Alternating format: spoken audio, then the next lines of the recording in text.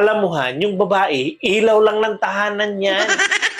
Yung lalaki naman, haligi ng tahanan, kung baga pundasyon at tibay ng tahanan. Yan ang tandaan mo.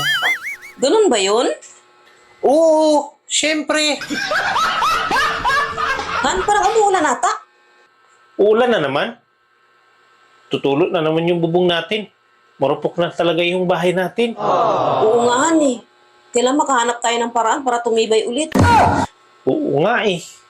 Huwag kang mag-alala, Han. Ako ang bahala maghanap ng paraan para tumibay ulit yan. Maraming salamat Han. Ang laki talaga ng pasasalamat ko na ikaw yung napapangasawa ko dahil hindi ka nagpapabaya. Oo naman, Han. Tayo lang magtutulungan, wala nang iba. Oh, saan ka pupunta? Parang nakabihis ka ata.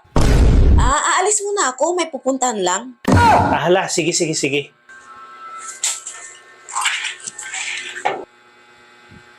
A few moments later.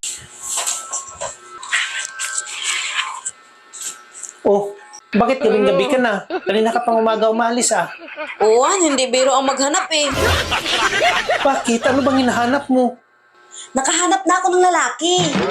Bakit ka naghanap ng lalaki? Hindi naman tayo nag-aaway ah.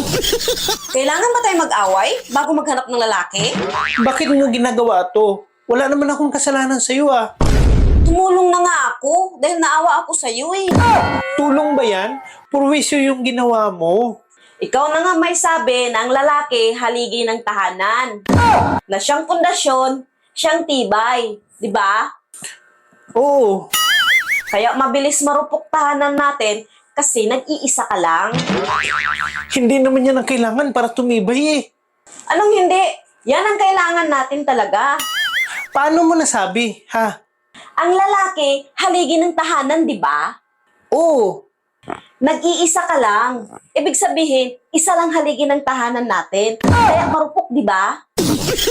Ang bilis nga narupok eh. Saan ka nakakita ng tahanan na iisa lang ang haligi? Wala naman tahanan na iisa lang ang haligi eh. Kaya naghahanap ako ng maraming lalaki para maraming haligi.